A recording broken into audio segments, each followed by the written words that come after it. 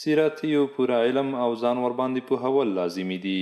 مسؤلینو دغه خبرې د اطلاعات او فرهنګ وزارت عامه کتابتونونو ریاست له لوري اخیستل شوې ازموینې د پایلو اعلان په غونډه کې وکړي. دوی ځوانان وهڅول تر څو د نورې مطالعې ترڅنګ د حضرت محمد صلی الله علیه وسلم سیرت زده او په ځان عملي کړي.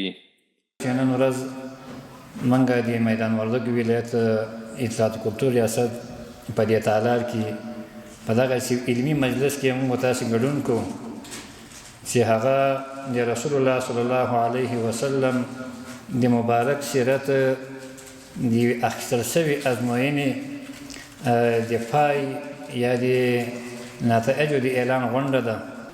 قدرمنو دغه برنامه چې دلته موږ په لار واچوله د موږ اوله پروګرام نه ده او نه به د موږ اخري پروګرام وي.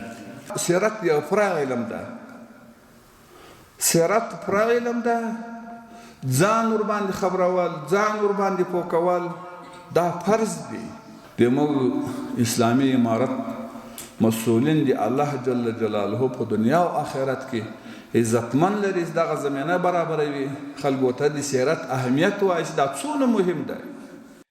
د یاد ریاست له لوري د مطالعې ارزښت تر نامه لاندې سیمینار هم ترسره شو. په سیمینار کې ښاغلي صمیم د مطالعې په اړتیا او ارزښت هر اړخیزه وینا وکړه. زیاته یې کړه چې په مطالعې سره کولی شو نه یوازې خپل ځان بلکې هیواد ته هم پرمختګ ورکړو. ځوانانو غوښتنه مو دا ده قدرمنو چې راځئ موږ تاسې رښتیا کتاب ته مخه کړو او رښتیا علم ته مخه کړو.